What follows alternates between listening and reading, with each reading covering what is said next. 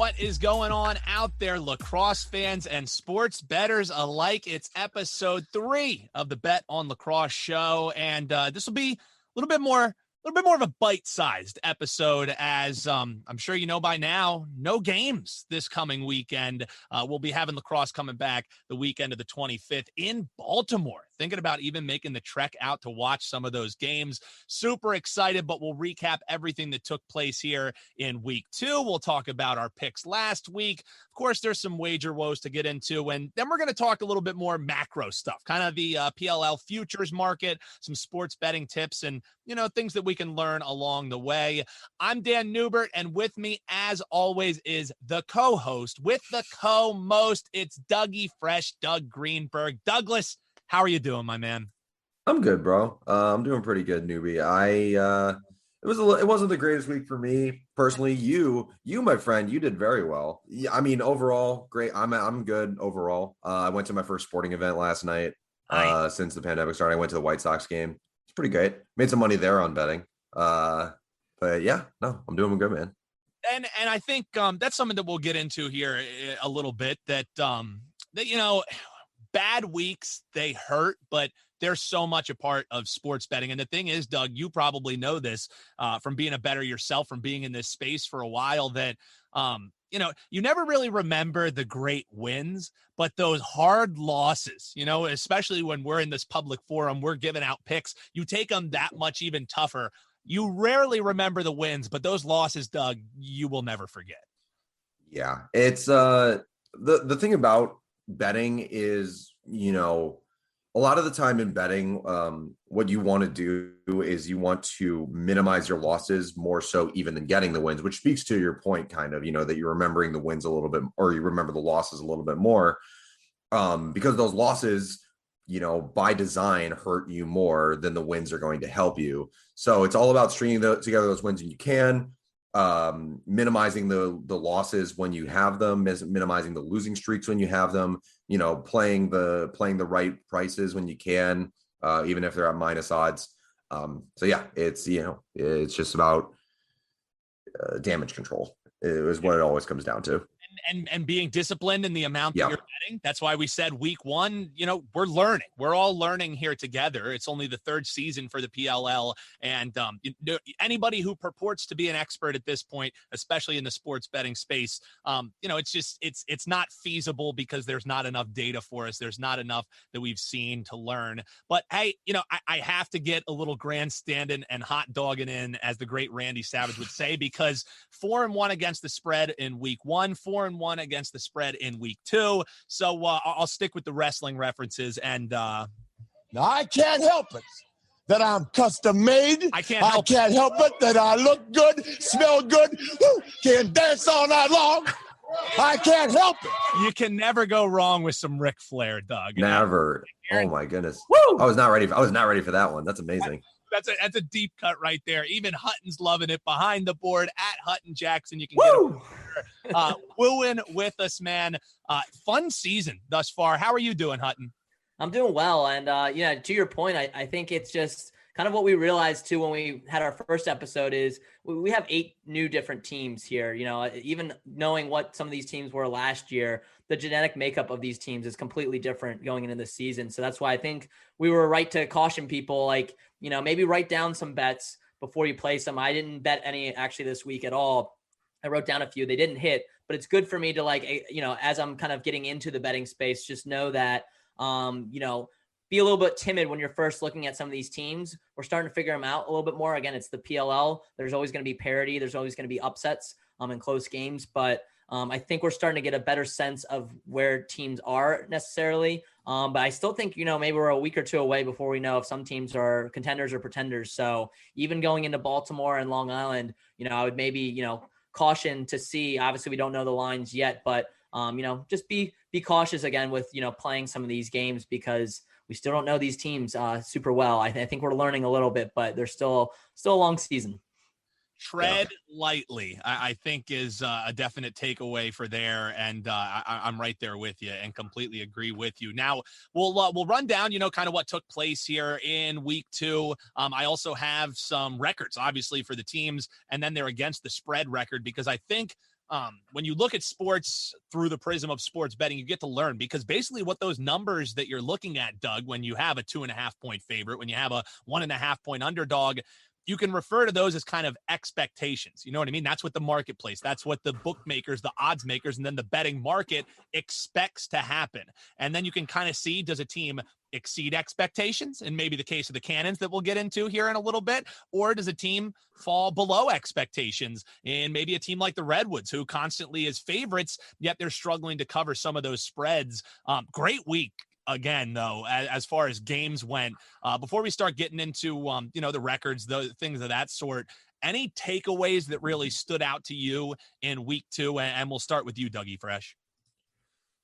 Takeaways from week 2, it's obviously big. One of the biggest ones we're going to harp on probably is kind of and we talked about this pre-show, but the way that Chaos has kind of come out here.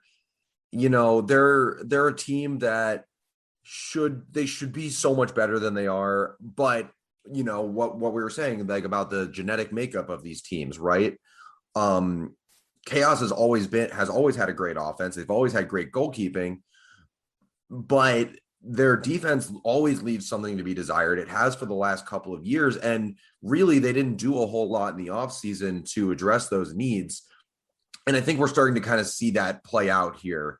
They let up a lot of goals to Water Dogs. They kind of let Water Dogs have their way with them offensively. Granted, they stuck around with them for the most part, but they were favorites in that game.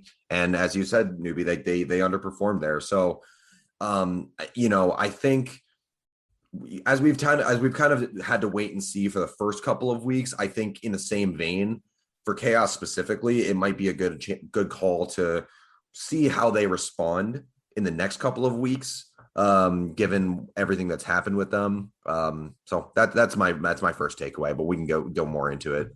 Yeah, and before we get down here with the records, we also have Hutton with us here. You just heard him a little bit ago. He, alongside Adam Moore, hosts Pro Lacrosse Talk. So if you want some more deeper dives on how they viewed the start of the PLL season through 2 weeks, head on over and check out Pro Lacrosse Talk. It's a terrific show. I love listening to it every week. I learn so much. Great guests on there as well. So if you want a deeper dive, check that out. But Hutton, maybe just on the surface, some things that kind of stood out to you as we're 2 weeks into the season. And I saw somebody tweet out that it's like 33% of the season is already done or something like that. That makes me want to cry a little bit, Hutton. And I'm also not good at percentages at all, so that could be completely false. But any takeaways for you 2 weeks here into the PLL season?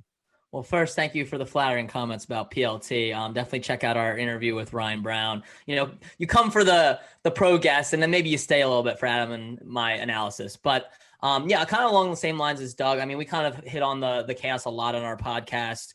And I just think you're looking at these teams, and to your point, we are pretty close to the end of the season in terms of we're almost a third of the way through already. So these teams are going to have to make some moves. I don't think there's really a lot to be had on the trade market. I think the teams that are really good aren't going to move any pieces, and the teams that are really bad aren't going to convince anybody to move pieces for them. So maybe you look at some teams, pick some players off the player pool, but in terms of betting, I think you kind of, there's 3 groups of teams right now. There's teams, maybe like the Cannons that you're confident in betting on against the spread. The Chaos, you don't really want to touch at all until you see what happens. And then there's a bunch of that gray area that, you really have to see based on the matchups and these lines, whether you're going to take them. Even teams that are, historically good, like the Archers and the Whip Snakes that are 2-0 right now.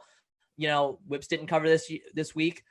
Archers have covered this week, but again, they're still, have a little bit to be desired in terms of letting teams kind of hang around a little bit. So, they smoked the Atlas in week 1, kind of let the Chaos hang around, and actually were down at one point before coming back and having a pretty solid victory. But, those teams I wouldn't, I would still stay away from. Whereas in terms of on the PLT podcast, there still are 2 of our top teams, that we're looking at. So I think sports betting, you got to kind of, again, take a different lens when you're looking at sports betting on the PLL as when you're just comparing teams' win-loss records. As it pertains to sports betting, you want to, you're betting on the team. You're not betting on their record, kind of effectively like you're just saying.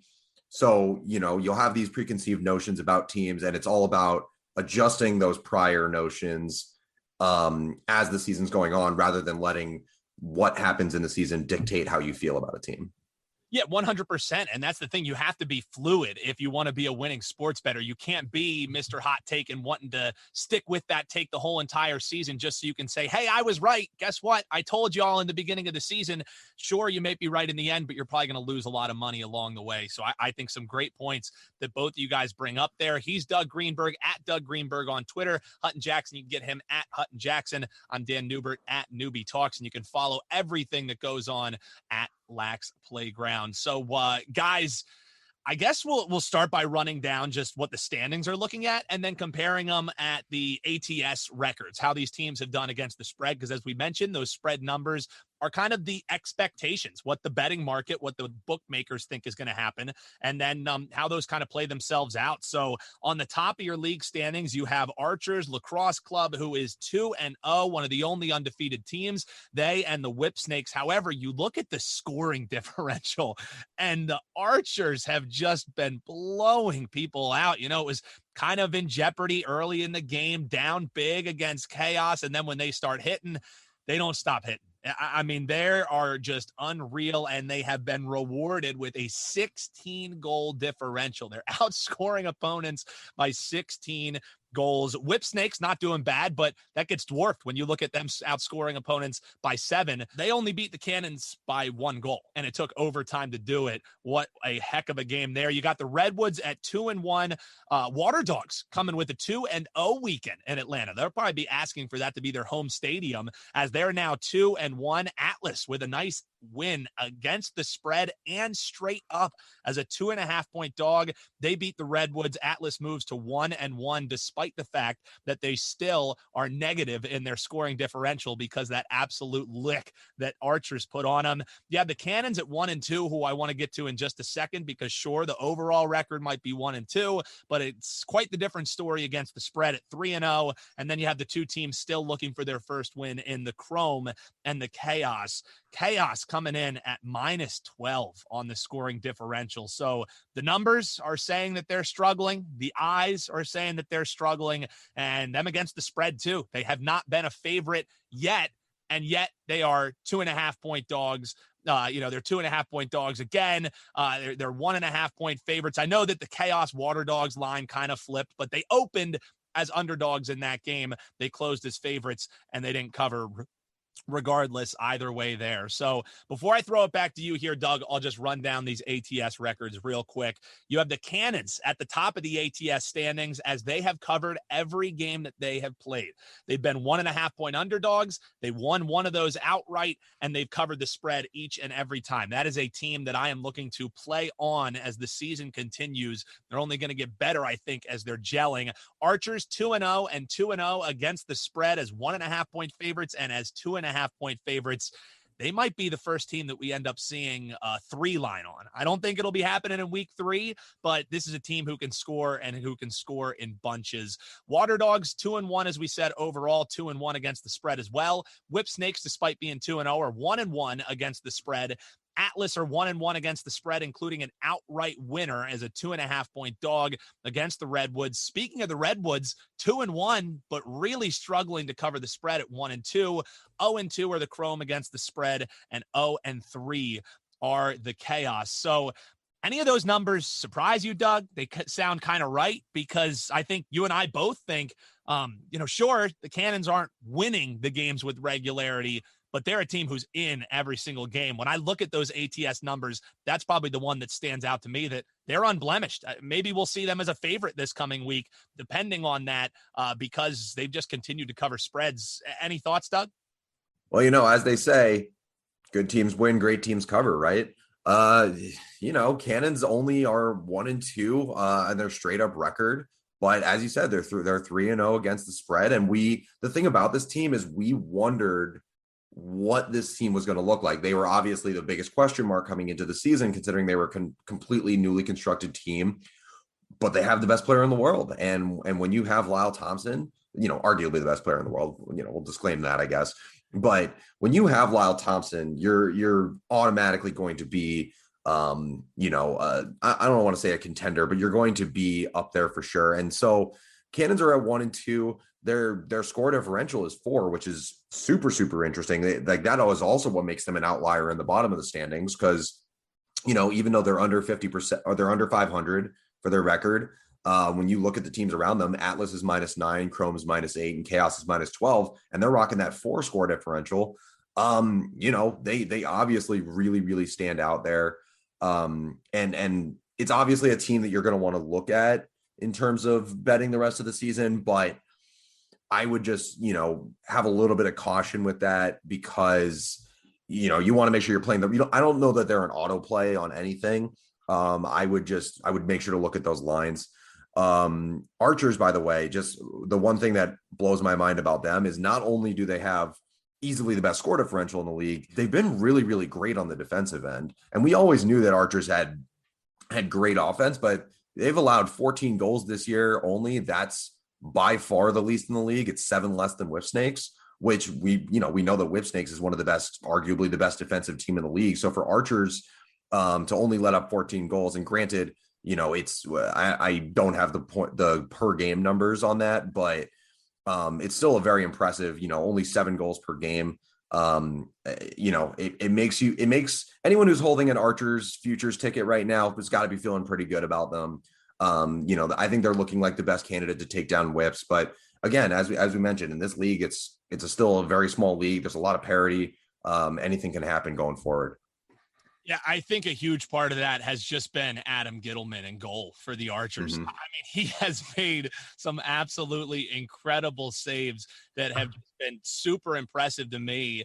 So now we're looking at it through more of like a sports betting prism.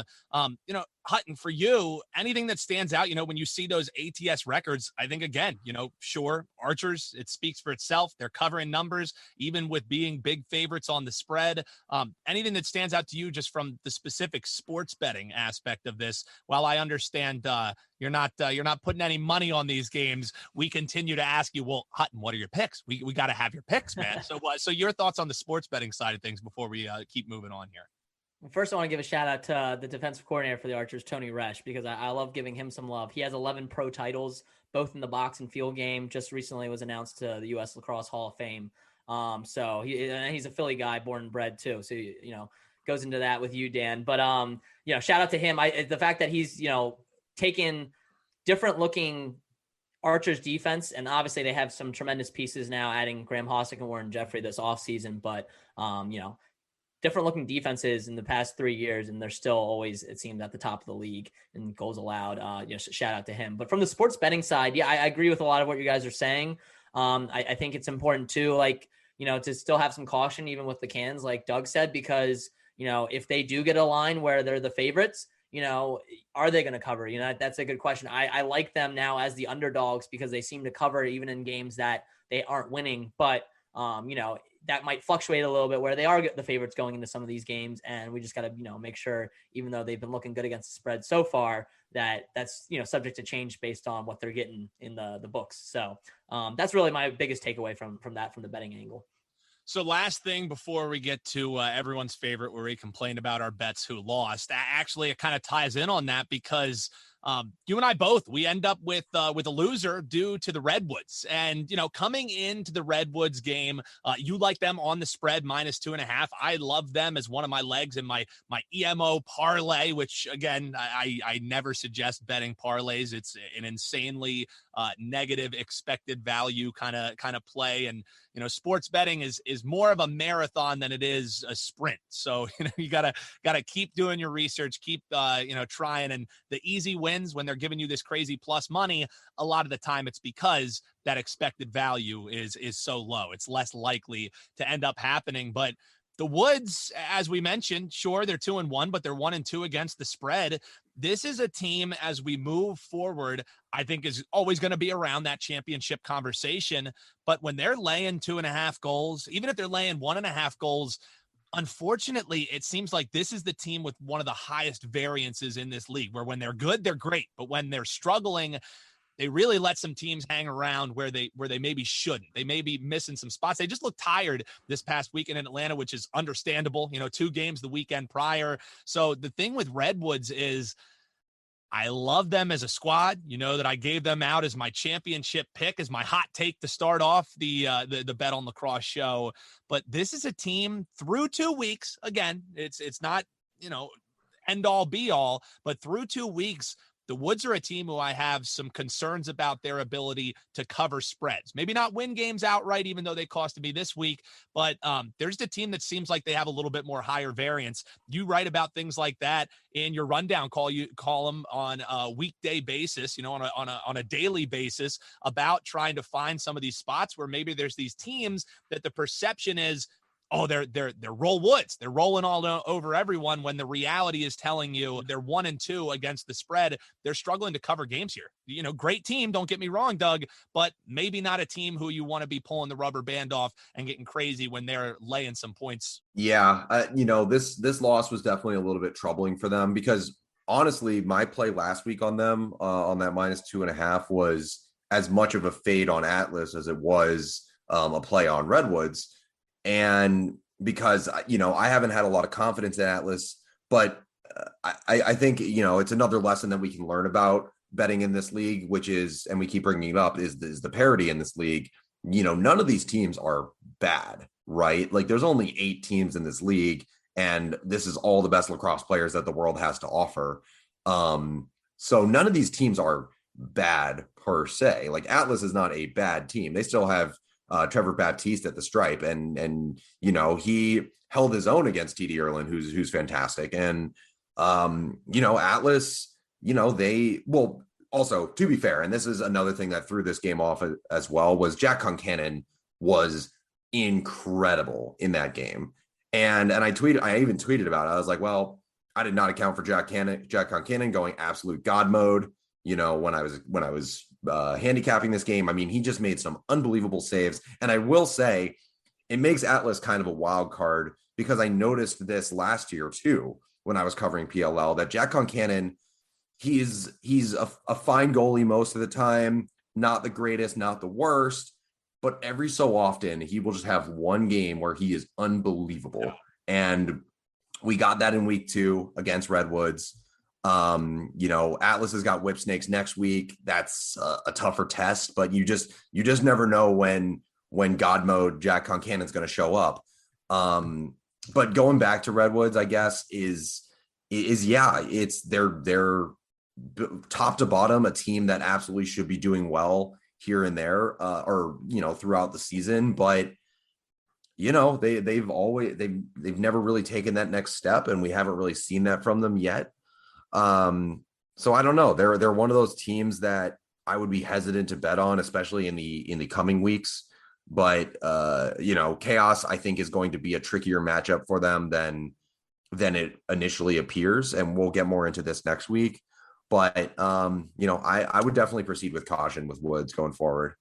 Yeah, I think some great points that you make there, which rolls in perfectly to the woes. Yeah, it happens. It's a part of sports betting, folks. You're going to lose. You're probably going to lose more than 50% of the time if you're not, really doing your due diligence and having some good discipline. Again, just because a game's on TV doesn't mean you have to have action on it. But there were some folks who thought maybe the Cannons could pull it off against the Whips, and you had a great video. You can find it on social media at Bet On Lacrosse. But the wager woe for this week was the people who were bold enough to take the Cannons on the money line. Huge props to you, standing in front of the train, as I'm the Whip Snakes martyr, I guess, where I'll stand in front of the train and fade the Whip Snakes for the folks, because no one else will do it, and you see why. I mean, it's not just being a homer or anything like that. It's being smart. I mean, the Whips are just an incredible team. That offense is unreal. Defense terrific. In my opinion, probably the best goaltender in Bern Lore, the most consistent goaltender, I guess you could say. He's never really having any of those games where he kind of looks lost, which is just nature of the game when teams are hitting at times.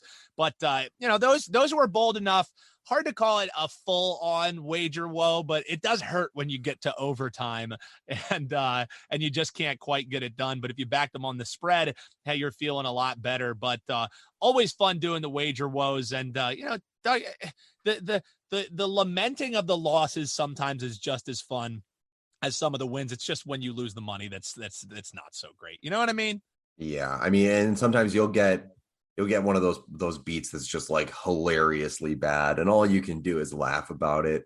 And in this situation with cannons, this is one I feel like this one would just hurt a lot more if you, like I said, if you had the cojones to take cannons on the money line, taking them that +1.5 would have been a very sharp play.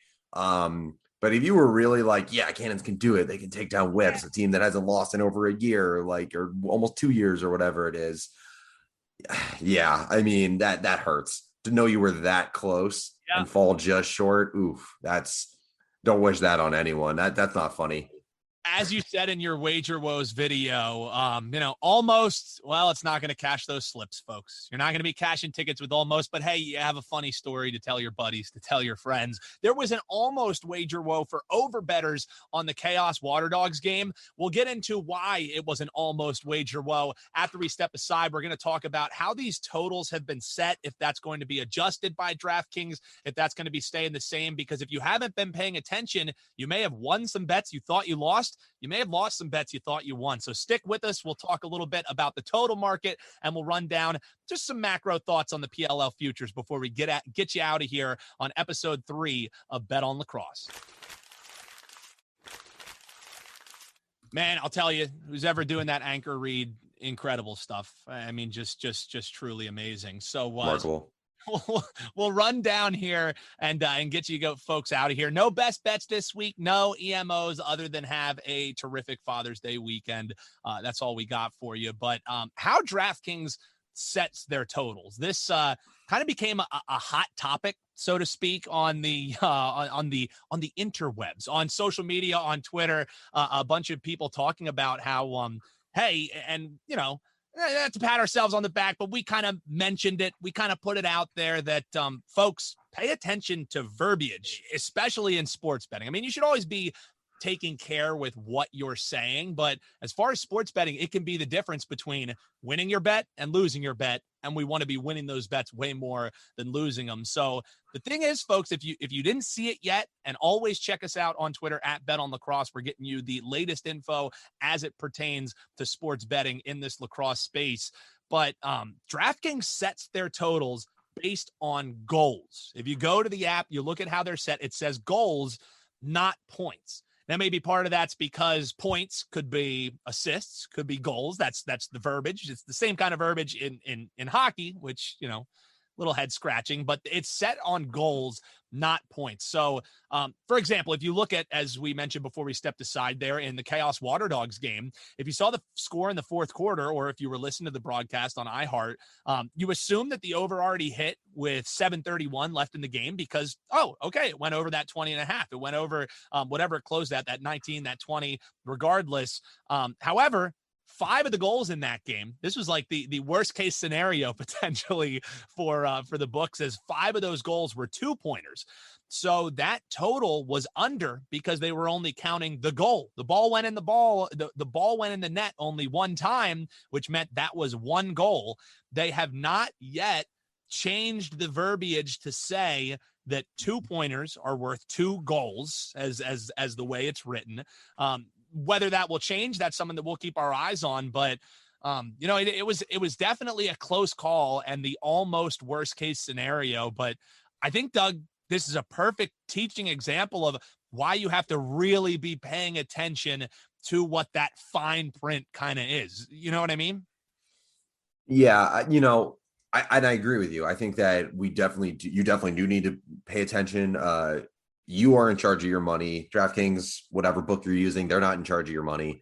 At the same time, I think at least after, going into week 1 at the bare minimum, I don't know that there would have been any expectation from anyone that it would have been anything besides points. So I don't really know what went into the decision to do this. And especially because, for whoever is grading it, on the sportsbook side, I mean, it's more work for them. They can't even just look at the final score and figure out what it is. They have to look at like, okay, well, I subtract 1 point for each 2-pointer, that kind of thing. And, it's hopefully something that they're going to fix because I think it's more in the spirit. I don't think it's in the spirit of the game in order to have the totals be based on the goals rather than the points. We use this analogy all the time. In basketball, it's not according to the baskets, it's according to the number of points. There are 2-pointers, there are 3-pointers, there are free throws that are 1 point. Same thing in football. It's not the number of touchdowns you get, it's the number of points you get. There are field goals, there are touchdowns, there are 2-point conversions, whatever you want to say. And to be fair, lacrosse and the PLL specifically is more unique than all the other sports in this sense, because it is a goal sport, right? So hockey is a goal sport, soccer is a goal sport. Those are and there are no 2-pointers in hockey. There are no 2-pointers in soccer. So, it's just the number of goals you score in hockey and soccer is the number of points that it is. But lacrosse is different. There are 2-pointers that exist in the PLL. And so it's definitely something that I think that the books will need to adjust to, but for the time being, and again, stay up with us on social media, and we'll let you know as this situation changes. But for now, we got to just assume it's going to keep being goals for the time being, and just be wary of that kind of thing. Yeah, and I mean, we have tried to be a little bit more proactive. Actually, a huge shout out to my buddy Ben Porter, lives down in Philadelphia. He works with Canby, who is a line making. They basically affiliate with all these different sports books. They kind of make the lines and then they adjust them as is. But reached out to him and was just kind of asking him, hey, this is a little bit head scratching for bettors, and as people are new to betting and new to lacrosse betting, especially, having it be a little bit more straightforward would definitely be helpful. So he reached out, and we will keep you posted, but something to definitely watch for as these lines come out, and we'll let you know at Bet On Lacrosse on Twitter. If they do change how it's written, that goals are whatever the accrued total is, whatever the accrued points are for the goal, meaning that a 2-point goal is going to be worth 2 goals. And also just a sports betting point here. Some people refer to totals as over unders. There's a bunch of different ways that you can refer to them as, but I basically refer to them as total. And what that means is that it is the total amount of points that is scored in the game between the two contestants. And some people say it's the over, it's the under, because typically the bet that you're having on totals is, will this go over? Will there be more goals or more points scored than this total is set, or will it go under? So that's why, some people refer to them as over unders. Some people refer to them as totals. They're all the exact same thing. Before we get you out of here for the week, folks, PLL futures. Now, the future market has been one of the more fluid markets. You check it after the weekend's games, and you're seeing maybe some folks getting a little extra love, some teams getting some extra love, some of them dropping down. Really the one constant has been the Whip Snakes have remained the favorite. Archers kind of catching up on their heels a little bit now. Archers at plus 340. Cannons getting a little bit more love at plus 400 as well. So I'm just wondering, as you look at this futures market, any value that you're seeing, any things that make you kind of scratch your head, anything that just kind of stands out to you? Because I'll be honest, Doug, as far as betting futures, once the season kind of starts, I don't really find much value in those markets. I'm not going to be putting any money on the Chrome at plus 13. I'm not going to be putting any money on the Water Dogs, even though that would be a fun ticket at plus 1,200. Mid-season attacking the futures market, anything that stands out to you, any maybe ways that you kind of look at it, ways that you attack it, my man? Yeah, so I think that in my evaluation right now, Whip Snakes and Archers are, I think, way better than everybody else. That's kind of how it looks right now. It looks like one of those two guys are going to win the championship again, and that is not in any way, shape, or form a sure thing at all. But that's definitely the way it looks. Like they are definitely the two most deserving favorites here. I thought that Archers should actually be, maybe have a little bit of shorter odds. They're currently a plus 340. I would have put them maybe around plus 250, maybe even a little lower than that. So there's maybe a little value on Archers, but you're not getting the same value that you got before the season. So it's probably not worth it. Cannons have made an unbelievable jump They opened, I think, at 20-1 or whatever it was. And then they jumped up to 10-1 after they got a lot of action preseason. And now they're the third best odds at 4-1. You've probably missed the train on the value there. And like I said, it's going to be really hard to beat whips and archers. So I probably wouldn't bother with that one either. The two like at the bottom of the list. So you were talking about water dogs. I did take a future on water dogs pre-flop. I probably got the worst value possible on them. It happens. Whatever. It happens. It happens. I'm fine with that. I still like what they're doing with the water dogs. They definitely had a much better week too, obviously. Maybe beat up on some teams that are not as good, I guess. But the fact that they're still getting 12-1 is really interesting to me. And if you still believe in water dogs, then now's a good time probably to hop on them. However, I don't understand them being longer shots for the championship than Atlas. That personally makes no sense to me. As we've said, I'm fading Atlas a lot this year. But they're at 10-1 right now. And that's just, I don't really get it. I always say that they're the closest thing to a rebuilding team in this league. Which obviously they're not. They got a good win. Credit where it's due. They got a great win this week, and that's probably what bumped their odds up a little bit. I don't personally see the value in taking Atlas. I don't see them winning the league. But it's just, for me, it's more just a little surprising that they have shorter odds than water dogs right now. Yeah, I found that a little bit head scratching too. And as far as, the future market goes, like I said, unless it is something that's like 10-1 odds, sure. I made the hot take on Redwoods plus 450. That was more of having a little fun here to start off the PLL season, much more than, diving in, because I don't want the book holding on to my money for the whole entire season, where that's money that I could be betting, because it's all about your bankroll management. It's about making sure that you're not expending too much money where you shouldn't. And it's all about trying to basically have a budget, have a finance for trying to be a profitable sports bettor as the year goes on.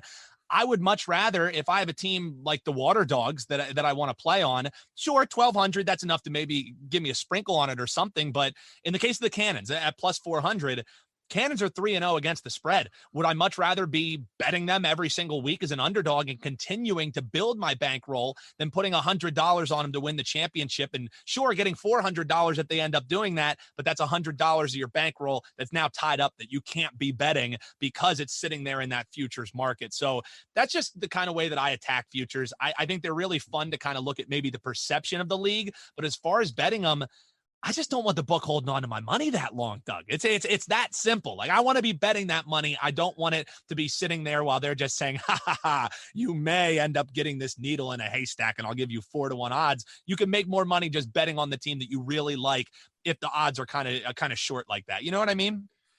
I do. And I'm not crazy into doing futures, but for me, it's more like I gotta find someone that I really like. And to be honest, my Water Dogs play was probably more just out of the need to have fun than to be smart. I'll say that, I'll own up to it, but I'm going to be pretty happy if they do cash.